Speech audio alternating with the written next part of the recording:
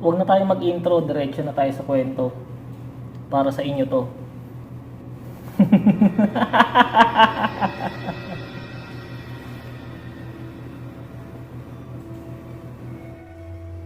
Nangyari ito noong taong 1980 sa probinsya ng Quezon. Kasalukuyan pa lang noong magkasintahan ang magulang ko na sina Tatay Anjo at Nanay Janet. Magkaibang baryo ang bahay na tinitirhan nila. Siyempre, pakitang gilas ang tatay ko sa mga panahong iyon. Mahirap na, nakajackpot na siya kay Nanay Janet. Dahil maganda ito at mabait. Pagpapalakas na rin sa mga magulang ni nanay. Wala namang motor si Tatay Anjo noong mga panahong iyon, kung kaya't sinasyaga niya ang 3 hanggang 4 na oras na lakaran para makapunta sa bahay nila Nanay Janet. Alas 7 pa lamang ay nagpapakain na ito ng mga alagang hayop. Nang sa gayon ay masimulan niya na ang paglalakad. Nang alas 9 ng umaga, nakararating siya sa bahay nila nanay ng tanghali. Saktong pananghalian. Mababait naman ang mga magulang ni Nanay Janet at tanggap si Tatay Anjo bilang kasintahan ng anak nila.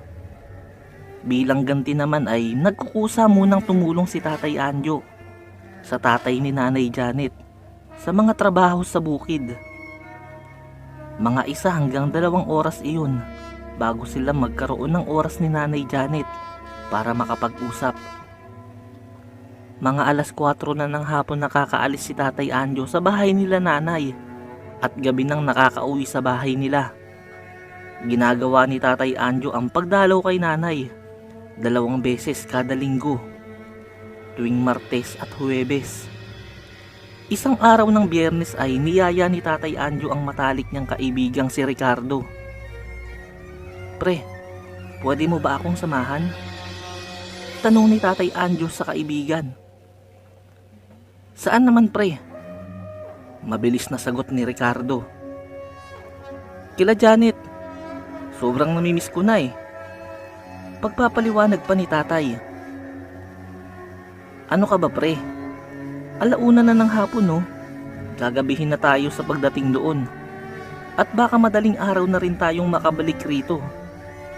Tugon ng kanyang kaibigan. "Kaya nga sasamahan mo ako eh. Alam ko kasing matapang ka. Kaya kampante ako kahit abutin tayo ng gabi o madaling araw." Pamimilit pa rin ni Tatay Anjo. "Oo na, at sasamahan kita. Hintayin mo ako ha. At maliligo lang muna ako." "Maligo ka na rin." Pagpayag ni Ricardo na samahan ng tatay ko. Nagsimulang maglakad ang dalawa ng alas 3 ng hapon. Napansin ni Tatay Anjo kung bakit may nakasukbit na itak sa tagiliran si Ricardo. Sumagot ang kaibigan na mahirap na raw at baka makaengkwentro sila ng kung ano sa daan, lalo na at paggabi na. Mas naging kampante naman si Tatay Anjo dahil napatunayan niyang matapang talaga ang kaibigan niyang si Ricardo. Hindi siya nagsisi na nagpasama siya rito. Mga 2 oras na silang naglalakad nang may naamoy si Tatay Anjo na parang nabubulok. Para iyong amoy ng patay na pusa. Nakakasulasok ang amoy nito. Napatakip tuloy ng ilong ang dalawa gamit ang damit nila. Nang biglang sa taniman ng pinya sa gilid ng daan ay may nakita silang baboy.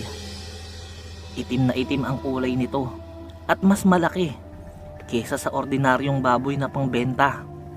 Pansin din ng dalawa na parang mas tumindi ang nakasusulasok na amoy nang mapatapat sila sa baboy. Napansin at ipinagtaka rin nila ang 2 bakya na nakasuot sa hulihang mga paa ng baboy. Akmang lalapitan ni Tatay Anjo ang itim na baboy nang pigilan siya ni Ricardo. Nang mapansin naman ng baboy ang dalawa ay lumingon ito. Ulo lang ng baboy ang pumaling sa direksyon nila at tila masama ang tingin nito.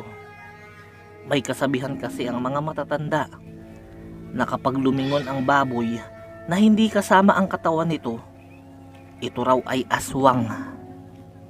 Agad binunot ni Ricardo ang itak mula sa kanyang tagiliran at nagsabing, "Aswang ka!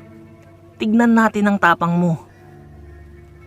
Si Tatay Anjo naman ay nangangatog na rin ang tuhod sa pagkatakot dahil sa narinig mula sa kaibigan na aswang daw ang baboy. Mula sa kaninang kinatatayuan ng baboy ay mabilis itong tumakbo palusog sa direksyon nila. Sa labis na pagkagulat ni Ricardo ay napalundag ito at naihagis pataas ang hawak na itak, saka tumakbo ng mabilis. Nakitakbo na rin si Tatay Anjo. Hinabol sila ng itim na baboy.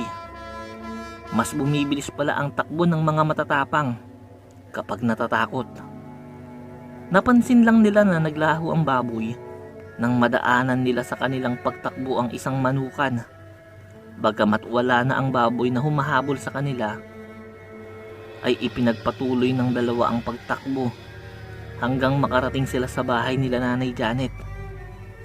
Humahangos na ikinuwento ng dalawa ang nangyari at mas natakot pa ang mga ito nang magsalita ang mga magulang ni Nanay Janet. Dahil balita raw sa baryo nila nitong mga nagdaang araw ang pagkamatay ng mga manok at kambing ng mga kapitbahay, at ang pinaghihinalaang gumawa noon ay isang aswang.